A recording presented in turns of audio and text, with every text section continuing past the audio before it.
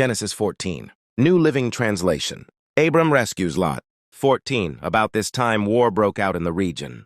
King Amraphel of Babylonia, a King Arioch of Ellasar, King Kedorlaomer of Elam, and King Tidal of Goiim II fought against King Bera of Sodom, King Birsha of Gomorrah, King Shinab of Admah, King Shemeber of Zeboiim, and the king of Bela, also called Zoar. 3. This second group of kings joined forces in Siddim Valley, that is, the Valley of the Dead Sea. For 12 years they had been subject to King Kedorlaomer, but in the 13th year they rebelled against him. 1 year later, Kedorlaomer and his allies arrived and defeated the Rephaites at Ashteroth-karnaim, the Zuzites at Ham, the Emites at Shaveh-kiriathaim, 6, and the Horites at Mount Seir, as far as El-paran at the edge of the wilderness, 7. Then they turned back and came to En-mishpat, now called Kadesh, and conquered all the territory of the Amalekites, and also the Amorites living in Hazazon-tamar.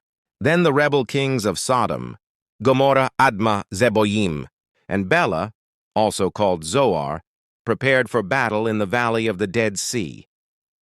9. They fought against King Tidal of Elam, King Tidal of Goiim, King Amraphel of Babylonia, and King Arioch of Ellasar.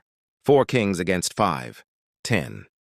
As it happened, the Valley of the Dead Sea was filled with tar pits, and as the army of the kings of Sodom and Gomorrah fled, some fell into the tar pits, while the rest escaped into the mountains.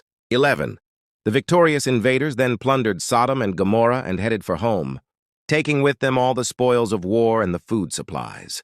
12. They also captured Lot, Abram's nephew, who lived in Sodom, and carried off everything he owned. 13.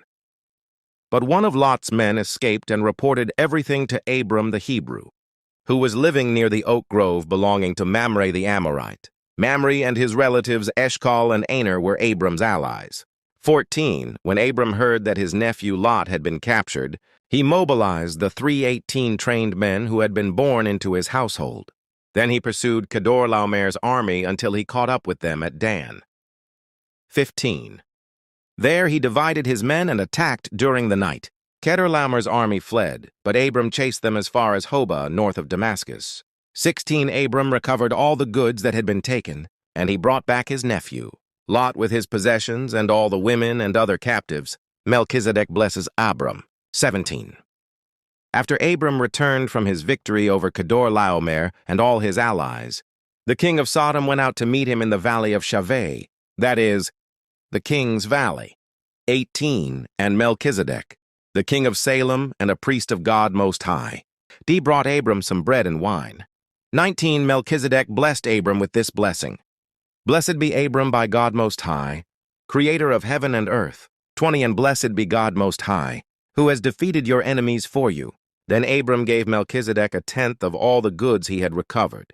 21. The king of Sodom said to Abram, Give back my people who were captured, but you may keep for yourself all the goods you have recovered.